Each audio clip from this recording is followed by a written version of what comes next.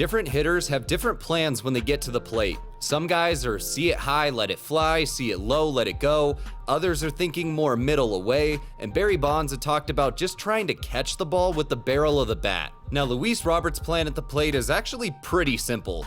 This dude is going for it all on anything that he thinks he can get his bat on. The man is literally the boy of hitters. Robert was signed by the Chicago White Sox as an amateur free agent on May 27, 2017, and he had a short but very up and down time in the minors. See, he had a rough first year in the minors in 2018 where he dealt with some injuries and didn't hit a single home run, but he absolutely exploded in 2019 and signed a 6-year, $50 million deal with the White Sox before he even reached the major leagues. He was still MLB.com's number 3 prospect at the time. But the White Sox believed in him enough already to give him this deal, and they had him set to be the starting center fielder. So he made his debut on July 24th, 2020 at the beginning of the shortened COVID season. Now, so far to start his career, Robert has put up pretty impressive offensive numbers, slashing .286, .335, .503 for an .837 OPS with 61 home runs, a .129 WRC plus,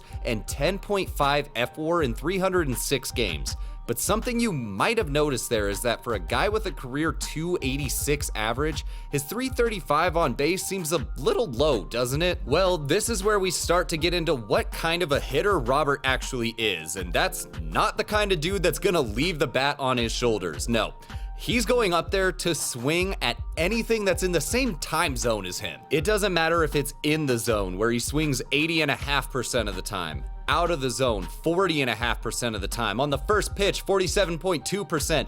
Does not matter. If it's close enough that he thinks he can get the bat to it, then it's his job to hit it. See, he's like that coach that would yell at you that the ball hit the very tip of your glove, so you should have caught it, but like you just jumped 10 feet in the air over that one guy on your team that's diving for everything for absolutely no reason, and someone in the stands also had one of those industrial lasers pointed right in your cornea. But yeah, that's my bad I didn't catch that. With Robert swinging at damn near everything under the sun, over his career he holds a 24.4% strikeout rate and a 5.6% walk rate, because when you swing this much as a hitter, you're turning a ton of these closer balls into strikes, so you're only gonna walk if the pitches are nowhere close, and you're probably gonna be whiffing at a lot of these too. Speaking of which, Robert is below average at making contact on pitches in the zone, 79.1%, out of the zone, 49.8%, and just overall is whiffing on 31.7% of his swings. The dude swings and misses more than me at a bar on a Friday night. So if his approach at the plate is so bad that him and Javi Baez are swapping notes, how has this dude been about a 30% better hitter than the average major leaguer so far over his career? Well, that brings us to the other part of his all or nothing approach, where we have to talk about what happens when he does actually hit the ball. See, Robert has quite a bit of power in that bat, and I know what some of you are thinking, like, how can you say he has power? Just look at his exit velos over his career. And you know what? Yeah, that's fair. His career 89.5 mile per hour exit velo is right around average, and he's only ranked above average once in terms of percentile ratings. But with the way that he hits, he gets a lot of bad contact on pitches he really shouldn't be trying to hit, and that's gonna bring the average way down. But you see, it's when he gets a hold of a pitch, that's where we see what this guy can do, and despite his flaws offensively,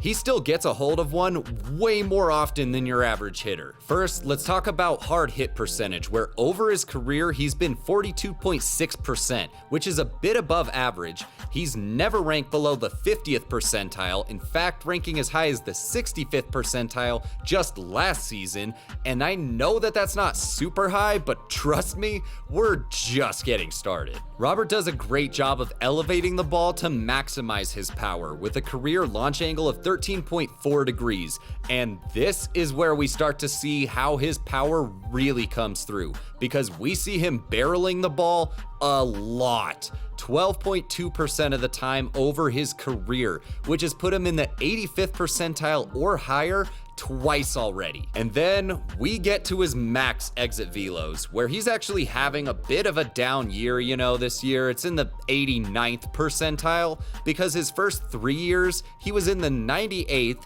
the 99th, and the 99th percentile. So when he puts his best swing on something, this dude is gonna hit the ball harder than almost everybody else in baseball. Well, now we just kind of touched on some of what he's been doing this year, so let's go ahead and just get to 2023, where he's slashing 276, 336, 580. Good for a 916 OPS with 25 home runs already, a 148 WRC plus, and he already has 3.8 FWAR in 84 games. And Robert hasn't changed a damn thing about how he hits. He's still lifting the ball a ton with a 15.8 degree launch angle, making more solid contact than average with a 41.1% hard hit rate, and has been absolutely crushing baseballs when he gets a hold of one. He's been barreling it up about 16% of the time, and 26.5% of the fly balls that he's hit this year have gone for home runs.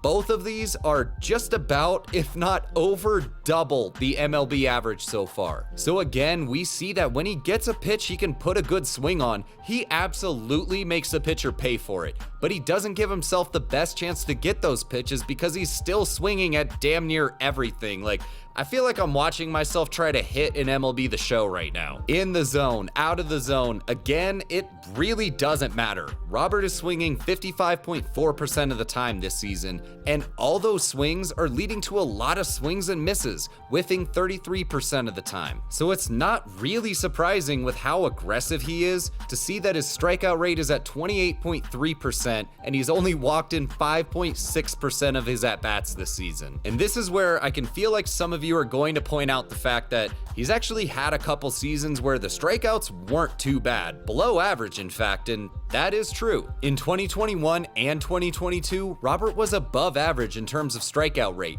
20.6% in 2021 and 19.2% in 2022, ranked in the 61st percentile that season. He didn't play enough in 2021 to rank, but you know what? Stop getting ahead of me. That's what I'm gonna close with, okay? I have a whole outline for this, just like my 9th grade English teacher taught me. So yeah, Robert has had years where his strikeouts weren't bad, but you know what's interesting about this, and I think speaks exactly to the type of hitter that he is that these were also the years that he was the worst at walking. See, his strikeout rate and his walk rate move up and down together throughout his career. 2020 was the highest that both of these have ever been. 2021, they were both the second lowest. 2022, they were both the lowest. And to start 2023, they're both the second highest. These two just go together like a hole in drywall and a dude named Kyle. Now, this hasn't been happening because of some small changes to his approach that he's made in different years, or no. He stayed the exact same overly aggressive hitter that he's always been, just like every other Kyle out there. It's really just come down to whether or not he's been able to hit what he's swinging at. His whiff percentage has gone up or down in the exact same way as his walks and strikeouts, because this dude is all or nothing at the plate. So all you need to know about how good he's hitting is just how bad he's whiffing, and I say bad because it's never been good. The best that Robert has ranked in percentile rankings for whiff rate is the 34th percentile, but he's been all the way down in the 2nd percentile before, because again, this dude just has no discipline at the plate, ranking all the way up in the 5th percentile for chase rate at his highest, and he's even been down in the 1st percentile before. Last year, actually. So, you know what it is? Because I just figured out who Luis Robert actually is. He's Pedro Serrano from the beginning of Major League, and that's why he hits the way that he does. Because straight ball, he hit it very much. On fastballs this year, Robert has a 327 batting average, a 660 slugging, and a 437 WOBA, and he whiffs on fastballs the least by far of any kind of pitch. Now on breaking balls, he's still slugging pretty well with a 521 slugging, but on both breaking balls and off speed, his average and WOBA drop quite a bit, and his whiff percentage goes up to over 40% on both of these. So he's an absolute dead red fastball hitter. That's what he's timed up for, that's what he's looking to hit, and anything slower, anything with some break to it, he's gonna swing through it. And if he does manage to hit it, it's probably not gonna look too pretty. So Robert is going up to the plate, sitting fastball, and nothing but the fastball. And when he gets it, he's gonna launch it into the air and probably out of the yard. But if he gets anything else, or that fastball is out of the zone, or he doesn't have cigars and rum to take the fear out of his bat, then he's gonna send a pretty strong breeze to the outfield bleachers. So let's get him Rick Vaughn's glasses too and just see if that helps. With the bat, Robert is all or nothing, but there's one last thing that makes this true for him just as a player overall, and that's whether or not you're even gonna have him on the field. His first season in the minors, he dealt with injuries. Then he was fantastic his second year when he was healthy, and we've seen this happen in his major league career too, where health has been a big issue for him so far. See, he played a full season when he debuted in 2020, but that was the shortened season due to the pandemic and all that. Then he missed time over the next 2 seasons, playing in only 68 games, close, in 2021 and 98 games last season. Now this year he's stayed healthy so far, and I'll be performing all the rituals I know to make sure that the baseball gods keep him safe, because when this dude's on the field, he's absolutely electric to watch, because you really don't know if he's about to hit an absolutely crazy bomb or swing out of his shoes at something that's in the other batter's box. But let me know what you think about all this, any thoughts that you have on Luis Robert, and any predictions that you have for the rest of his season. Also, don't forget to like this video and subscribe to the page to help the channel grow and so that you can see more baseball content like this every Wednesday and Sunday when we release a new video. If you enjoyed this video, go ahead and check out the video that's on your screen now to see how Justin Steele went from an underdog to an all-star pitcher. And as always, thank you so much for watching. Have an awesome day. Later.